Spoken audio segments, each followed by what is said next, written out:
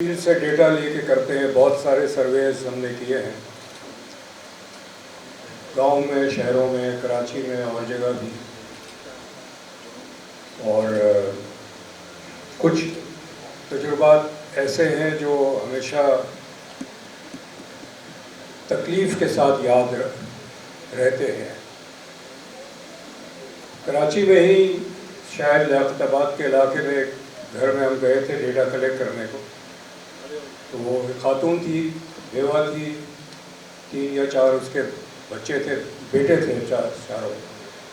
سب سے بڑا بیٹا شاید 10-11 سال کا تھا, اس کے بعد 8-9 سال کا تھا, اس سے چھوٹے بھی تھے. تو کوشچنر ہم بھرتے ڈیٹا لیتے چلے گئے, اور اس وقت میں نے نوٹ کیا کہ جو دوسرا 2 نمبر کا بیٹا تھا, سیکنڈ سن, اس کے چہروں پہ اسکریچز تھے. تو میں نے پوچھا کہ اس کو کیسے ہوا. اس نے کہا یہ بڑے بیٹے نے مارا ہے اس کو. تو ہم تھوڑے پریشان ہوئے, کیونکہ ہمارے ہاں تو چھوٹوں کو مارنا اجازت نہیں تھی کہ جو ہم سے چھوٹے ہیں. یا تو بھائی اس سے میں نے لڑکے سے پوچھا کیا بھائی کیوں مارتے ہو اس کو. تو اماں نے کہا کہ روٹی کے لیے لڑتے ہیں. چھوٹے بیٹے سے روٹی چھیننے کے لیے اس نے اس کو نوچا. یہ جو اس وقت ہم حال دیکھ رہے ہیں پاکستان کا, بالکل ویسا ہی ہے. میرا خیال ہے شازیہ نظامنی اور نصیر میمن نے بہت اچھی طرح سے پس منظر بتایا ہے پاکستان کا. یہ ساری حرکتیں جو ہے وہ ریسورس کنٹرول کے لیے ہے.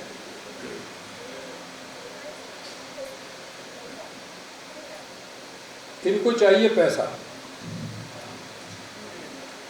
اور ہر وقت کوئی نہ کوئی حربے استعمال کریں گے.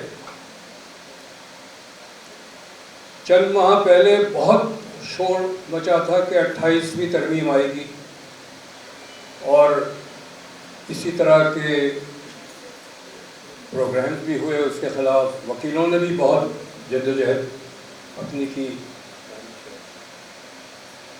اب وہ 28 ترمیم کی بات نہیں ہو رہی ہے, وہ دوسری شکل میں آئی ہے. لیکن وہ 28 ترمیم کی آڑ میں انہوں نے صوبوں سے پیسے نکلوا دیا. انہوں نے کہا ہم 28 ترمیم لائیں گے, اور جو 18ویں ترمیم میں شک ہے کہ صوبوں کا حصہ کم نہیں ہو سکتا, ہم نکال دیں گے. پھر انہوں نے کہا چلو وہ نہیں کرتے, آپ ایسے ہی پیسے دے دیں ہمیں. پیسے تو نکلوا لیے انہوں نے. ابھی بھی یہی ہے. بات یہ ہے کہ ہم آج احتجاج کر رہے ہیں صوبوں کے مسئلے پہ, لیکن یہ دور ہے ٹوٹل وار کا. آپ اپنی مرضی سے نہیں چن سکتے ہیں کہ ہم اس مسئلے پہ تو مزاحمت کریں گے, باقی ہمارا مسئلہ نہیں ہے.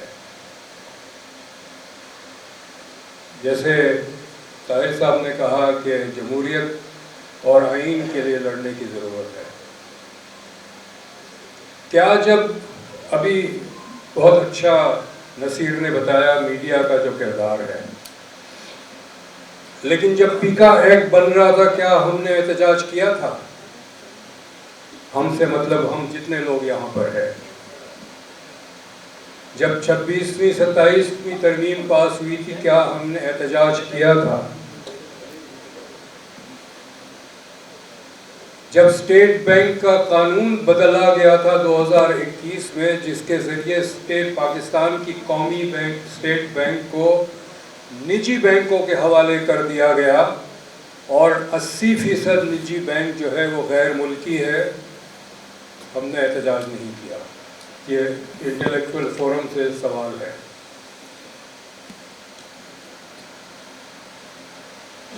جب پیٹرولیم لیوی کا لا پاس ہوا احتجاج کیا تھا؟ نہیں کیا تھا. جب عورتوں کا مسئلہ آتا ہے, جرنلسٹوں کا مسئلہ آتا ہے, مزدوروں کا مسئلہ آتا ہے, ہم نہیں جمع ہوتے, صرف سن کے نام پہ جمع ہوتے ہیں. یہ پارشل بیٹل ہم کبھی نہیں جیت سکتے. کیونکہ یہ سب ایک جنگ کا حصہ ہے. ہمیں ہر محاذ پہ جمع ہونا ہے، سب کا ساتھ دینا ہے. جو جہاں کھڑا ہو وہ ہماری جنگ ہونی چاہیے، تبھی ہم کامیاب ہو سکتے ہیں. اس طرح کامیاب نہیں ہوں گے. ہم آج یہاں اچھی تقریریں کر کے چلے جائیں گے، بھول جائیں گے کہ کیا ہم نے کہا تھا، کیا کیا تھا. جب اگلا کوئی وار ہوگا ہم پہ تو ہم پھر جمع ہوں گے. مجھے یاد ہے کہ میرا خیال ہے ہم یہاں وہ کنال کا ایشو تھا، اس کے بعد جمع ہوئے. مجھے نہیں پتا کنال کے ایشو کو کیا ہوا. کہتے ہیں کہ کنال تو بن رہا ہے. کیا ہم میں سے کتنے لوگ وہاں گئے ہیں جو خاص طور پہ اس کو لیڈ کر رہے تھے، اینٹی کنال موومنٹ کو، دیکھنے کو کہ وہاں ہو کیا رہا ہے. ایک اور بات پہ میں کرنا چاہتا ہوں. مجھے پتا ہے یہاں پر ہم جمع ہوئے ہیں اسلام آباد کو سنانے کے لیے کہ ہم اس کو منظور نہیں کریں گے، اور اس پہ بہت ساری اچھی باتیں ہوئی اور بہت مضبوط باتیں ہوئی ہے. لیکن میں ایک اور مسئلے کی طرف توجہ دلانا چاہتا ہوں. ہماری اپنی کمزوریاں کیا ہیں. پاکستان جب بنا اور کراچی فیڈرل کیپٹل ڈکلیئر ہوا تو ایک بہت بڑی بحث چلی تھی. اس وقت بھی کراچی کو الگ کرنے کا ایک مہم چلایا گیا. سندھ اسمبلی نے یونانیمس ریزولوشن پاس کیا اس کے خلاف. شہر میں مظاہرے ہوئے، اسٹوڈنٹس نے پروٹیسٹ کیا، لیکن وہ ہو گیا. اس وقت سندھ کی جو چیف ایگزیکٹو تھے، پرائم منسٹر کہلاتے تھے، اس نے لیڈ کیا تھا اس کے خلاف کہ کراچی کو نہ الگ کیا جائے. اس کو ہٹا دیا گیا. ایک اور پولیٹیشین تیار تھے اس کی جگہ لینے کے لیے، اور جس کو ہٹایا گیا as prime minister of Sindh, بعد میں وہ کیبنٹ ممبر بن گیا. جب 1 یونٹ کی بات آئی اس وقت 110 ممبرز تھے سندھ اسمبلی کے. 98 voted for 1 unit. تو بات یہ ہے کہ ہمارے اپنے اندر ایک کمزوری ہے،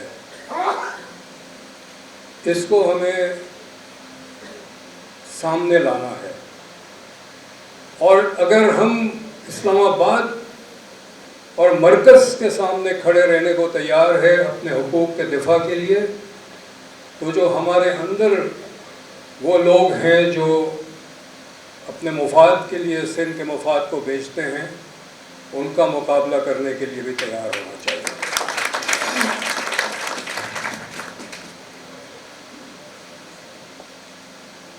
یہ ایک سیمینار کی بات نہیں ہو سکتی ہے. حساب رکھے کون کیسا ووٹ کرتا ہے اسمبلی میں، اس کا مظاہرہ کرے، اس کے گھروں کے سامنے مظاہرہ کرے،